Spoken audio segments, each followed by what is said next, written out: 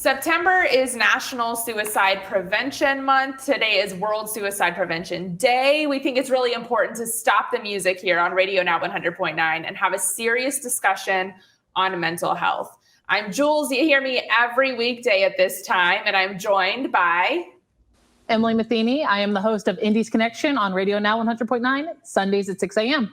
Yes, and we are also joined by David Berman, who is Vice President of Harm Reduction and Crisis Stabilization Services with Mental Health America Indiana.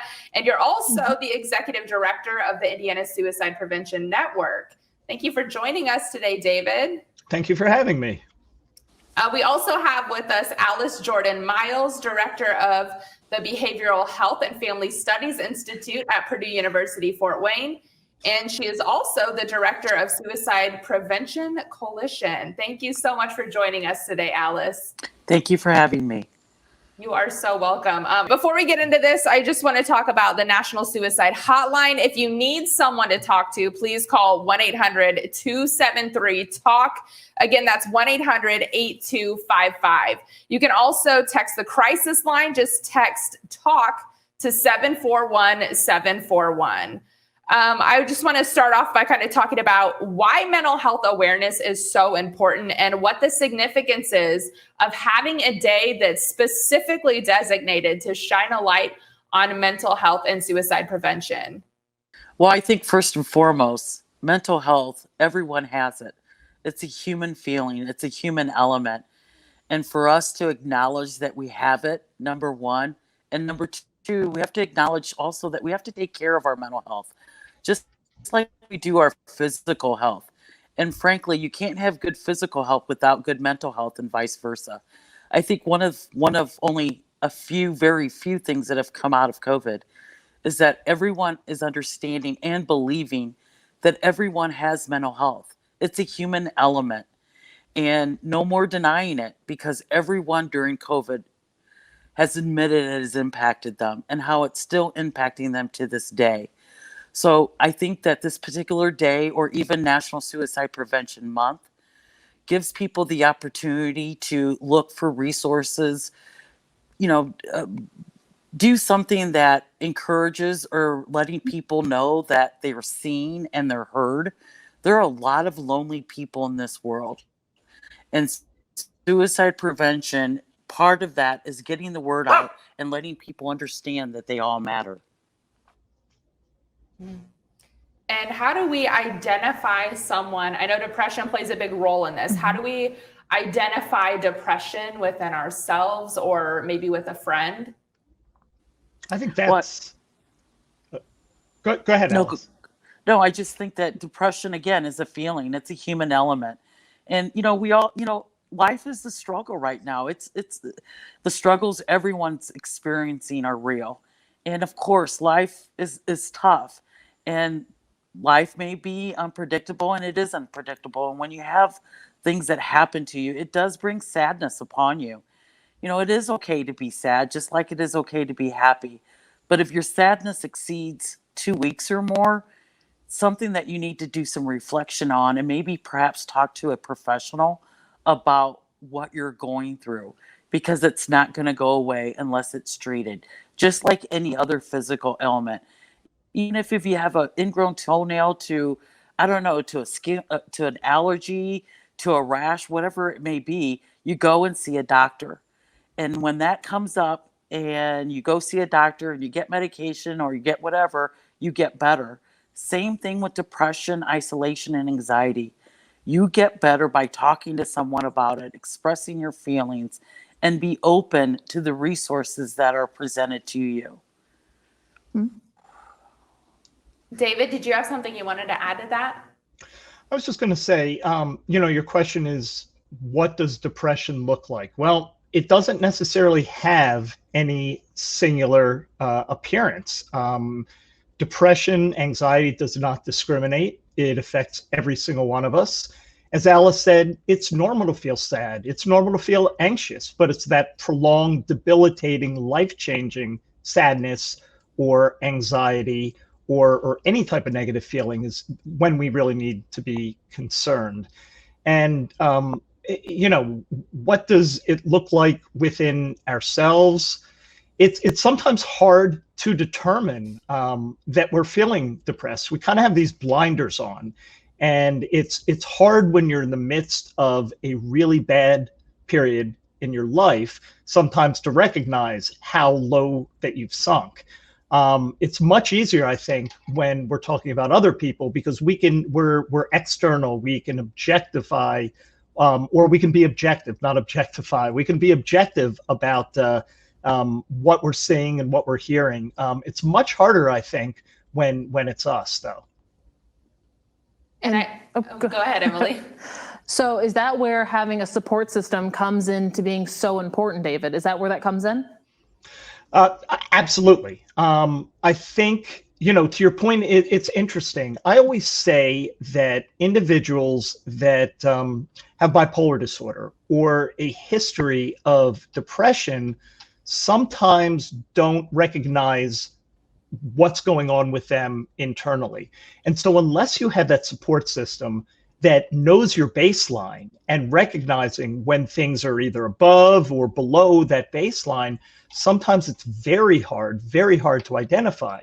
And so, not only is that support system important to support, I mean, basically exactly what we're calling it, and to ensure that we feel loved and we feel included, and that that loneliness and isolation is abated. But I think it's also important to help us to have that external perspective of when we're not our normal selves, because again, sometimes it's very hard for us to determine. But I also think it's equally important that we support each other in help-seeking behaviors. Just like we encourage each other to get, a mammogram or a colonoscopy, it's okay to have a mental health checkup, just like we have a physical checkup.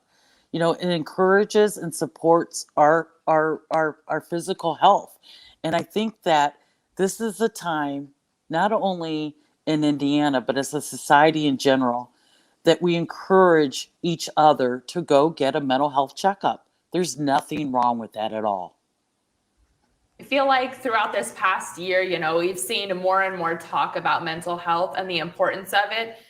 Something that you said was that baseline, above or below. That kind of struck me, David, because that kind of can look different for everyone. And, it might even look different for us day to day. But something that might help us if we do fall below our baseline is a safety plan. Can you tell us about safety plans and what exactly that means to have a safety plan? So a safety plan does not necessarily apply to a general mental health related issue, like depression or anxiety or being above or below that baseline, as opposed to specifically applying itself to suicidal ideation and suicide related behaviors. So a safety plan is exactly what it sounds like. It is a plan in place to keep you safe for now, to ensure that you are cognizant and aware of the issues that are part of the feelings that you're having related to suicide, to ensure that any sort of plans that you might have for killing yourself, including the lethal means, the timing, are all minimized, that we ensure you don't have access to the lethal means. We ensure that you have supports in place and that you have the resources that you need to access those supports, as well as to ensure that you're focused on reasons to live. So again, I mean, it's exactly what it sounds like. It is a plan to keep you safe, to ensure that, again, you know why you want to live, you understand what's going on with you, you have supports in place, you have people you can talk to, and we make sure that you do not have access to whatever mechanism that you might be thinking about using to kill yourself. Are there any resources available to help you kind of plan what your safety plan will be? Absolutely. There are numerous apps. I mean, there are numerous apps, and My3 is one of them. I'm trying to think. And of course, they all of them have just evaporated right out of my mind. But there are numerous apps for both iOS and Android. You can download, if you Google safety plan, there are numerous different variations of safety plans that you can download from the internet, actual paper safety plans, or you can just jot something down on a piece of paper. It is basically just a tool to guide you to look at these various areas that I think we already discussed, and to ensure that they're kind of right in the forefront of your mind, that if you hit a place where you're needing that additional support, that you can access it. Now, some of the apps, again, like My3, which is one of my favorite ones, are what I would call a passive safety plan, where when you're in a good place, you can put phone numbers of close contacts. You can put individuals that would typically be your support network or other information. And at literally the click of a single button, it will contact those individuals that you've identified in whatever mechanism that you've chosen, telephone call or a text. It'll remind you of many of the things that you have incorporated into that plan, as far as reasons to live and other things that may be supportive to you. And I really love that idea of that passive single press of a button, where you don't actually have to go through and call multiple people and really get into specific details. It's just a simple way of reaching out for help right now, in the moment.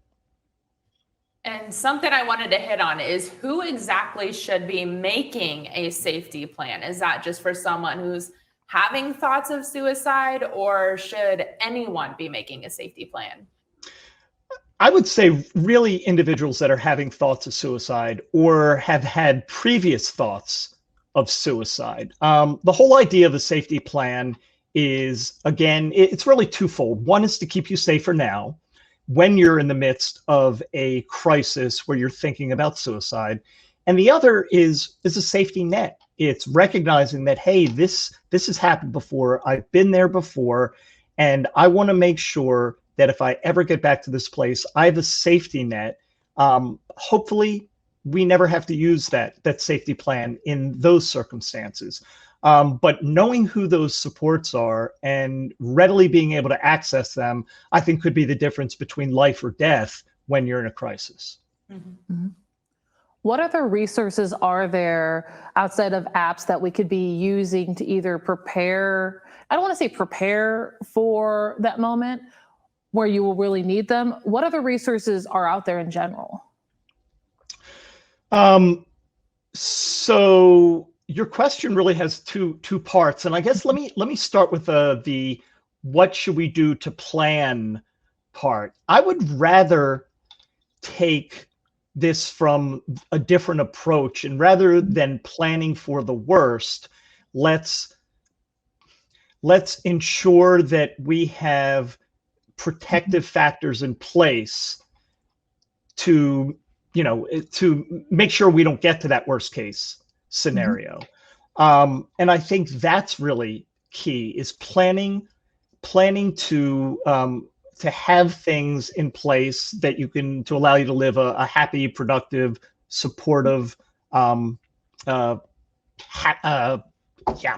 productive, supportive life. Yep. Now, when you are, when you get to a place where you're really in that crisis mode, there are tons of resources.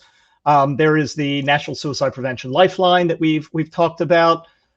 There is the Be Well Crisis Helpline here in Indiana, which is easy to remember, 211. There is 741-741, which is the National Crisis Text Line, and you can literally text any word to it and someone will respond. Again, there's apps out there for not just suicide-related behavior, and not just crisis-oriented mental health issues, but also for kind of that proactive wellness perspective. There are videos out there. Netflix, I know, has a great meditation a meditation series, and I'm trying to remember the name of the Headspace is the that has a worldwide very well-respected app. But Headspace has kind of a self-guided meditation on Netflix. There are numerous other relaxation apps, whether it be audio or audio and visual or actually interactive. So, I mean, there's a ton of stuff out there, both from a reactive, I'm in a crisis and I need something in the moment, to kind of those proactive prevention, ensuring that we have things in place to allow us to mitigate any of these crisis-oriented circumstances that may come along in our lives. And I think now more than ever, everyone is seeking out those self-help apps and websites and all of that, because, this past, over a year, almost 2 years, has been so hard for everyone. So I kind of want to hit on how the pandemic has affected our mental health overall. How has the pandemic not affected our mental health is probably a better question. Yeah. Right. It's interesting. I do a lot of work in the disaster mental health arena. And in the past, disaster mental health is really applied to things like earthquakes or tornadoes or hurricanes, when we're talking about big, more, macro type events. And studies have shown that when you have an event like that, about 30 to 40% of the impacted population is affected with some sort of new mental health disorder or symptoms related to a mental health disorder. 30 to 40%. Well, that was obviously before the pandemic, because I don't think we can say, I guess I never want to say 100%, maybe it's 99%, but I truly believe that anybody that says that they have not been affected negatively from a mental health standpoint in the last year and a half is simply lying. 100% of the world in some way, shape, or form has been affected from a mental health perspective. And so, we have seen tremendous increases in depression and anxiety across the world, but specifically here in Indiana. Mental Health American National has one of the most widely used, well-respected self-screening tools out there. And they can, you could screen for, I think, 11 or 12 different things, everything from postpartum depression to PTSD to anxiety to depression. And in the last year, so this tool has been around for about 6 years, and the last year has accounted for approximately 35 to 40% of all screenings over the last 6 years. We saw an increase from 2019 to 2020 of anywhere between 400 to 500% of individuals that were doing self-screenings. And maybe even more impactful are those that actually screened moderate to severe or positive for things like anxiety, depression, and bipolar disorder. So kind of when you summarize and you look at that, we've had individuals that have screened for something that is indicative of kind of that precursor to suicide-related behavior at an increase of 400 to 500% in the last year.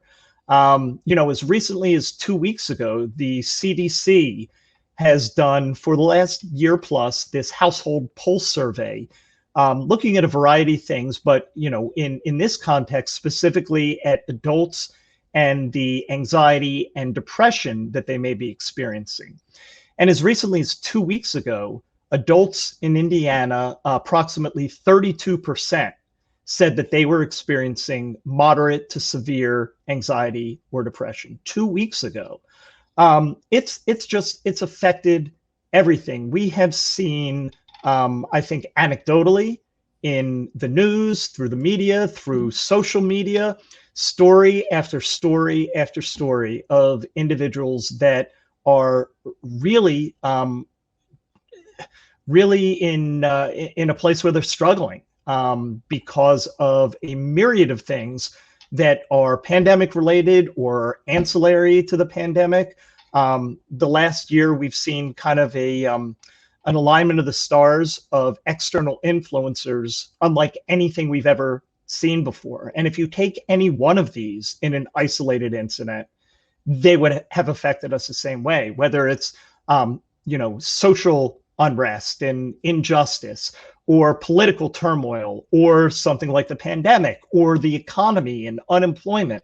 Added together, it has been a toxic, I think, once in a generation or longer type experience. And the ramifications that we're seeing and that we will continue to see will be years. It will far outlast the physical effects of the pandemic. Yeah. And how is this looking as we're starting to go into the holiday season?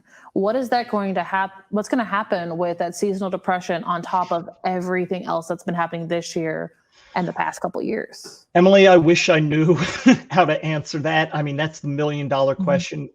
We really have no idea. Logic would tell us that it will exacerbate things. I mean, in the same way that we're really not sure what COVID itself is going to look like as we really start to enter the flu season, I don't think we know what, how much worse, or how the holidays and the typical mental health issues that we see during the holidays, like feelings of isolation and depression and anxiety, how that may interplay.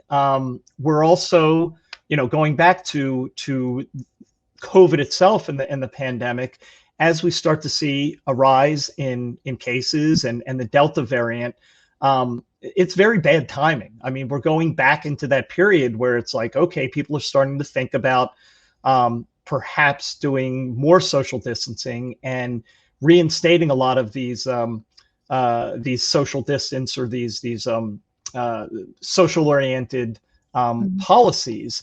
And one of the worst parts of the holidays for individuals that have a history experiencing mental health issues is that isolation, is feeling like you're not a part of the overall holiday festivities. We saw this last year going into the holidays, that it just having to be sheltered in place, having to be home and not among friends and family, really just exacerbated and caused much more issues for those individuals that would normally be experiencing many of those, what we call the holiday blues. And here we are again, we're going back into the holidays. We see things being ramped back up. So I expect it to be very similar to last year, and we're going to have to take the time and make an extra effort to ensure that those individuals that we're close to, our family, our friends, our coworkers, our loved ones, are feeling supported. We did a great job of it last year. We were very cognizant, I think, the start of the pandemic, of making sure we were in touch with folks and we checked on them regularly. And then we got into the summer months and things started to level out as far as our being acclimated to the situation. And we weren't checking in as much as we were. And then we got into the holidays and we started to ramp back up again. And then, rinse and repeat. And here we are going into that period of time where not only are we again seeing the rise in numbers as far as COVID goes, but it's a time of year where people are experiencing a lot of mental health related crises. And so once again, I think is just as a civilization, as society, we need to kind of rise to that occasion again and make sure that those folks that we care about know that we care about them. And how can we encourage those struggling to reach out and seek professional help? Perhaps the answer to that is best I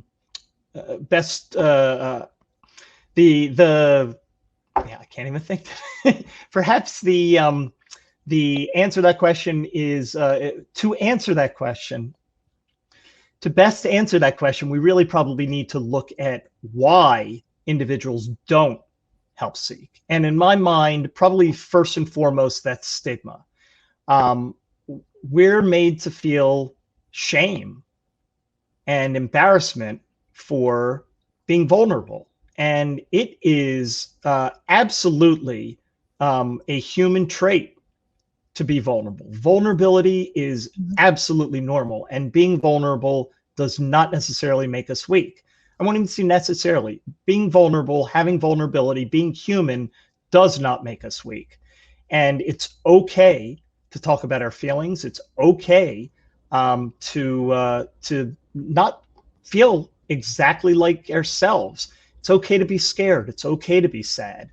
And we need to feel comfortable talking about it. Once we start talking about it, once we realize in ourselves that we're not weak, once we ensure that others that are feeling this way know that they're supported and we normalize things, that's when I think the help seeking really will become more prevalent. And so I think that's where it starts, is normalizing the fact that we all do feel this way from time to time, and that's okay. And it's again not a sign of weakness at all.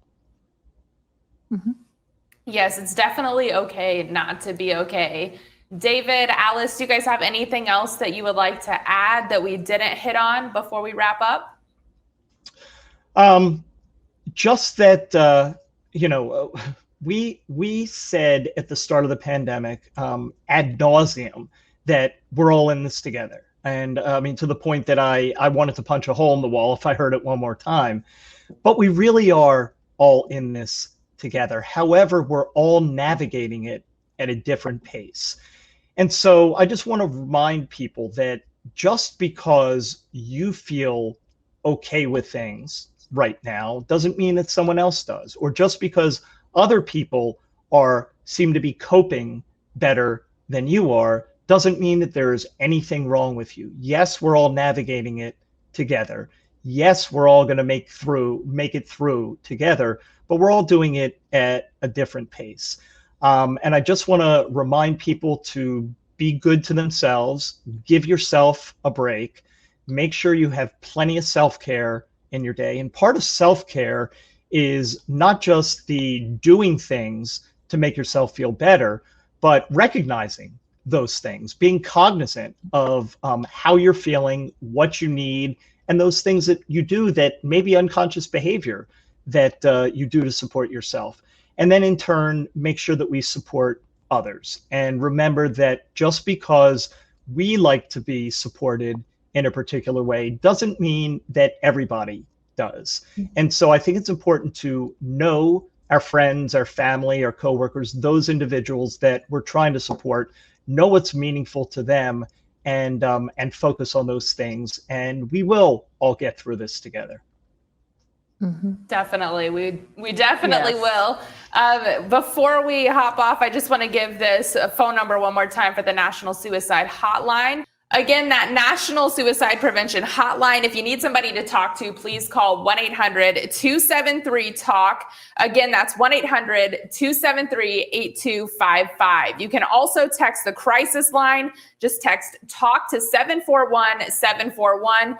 And as David mentioned, we have that local Be Well line. You can call 211. Also, all the resources that we talked about today will be posted up at RadioNowIndy.com. David, Alice, thank you guys so much for joining us today. We really appreciate you taking time out of your day to talk to us about this really important topic. My pleasure.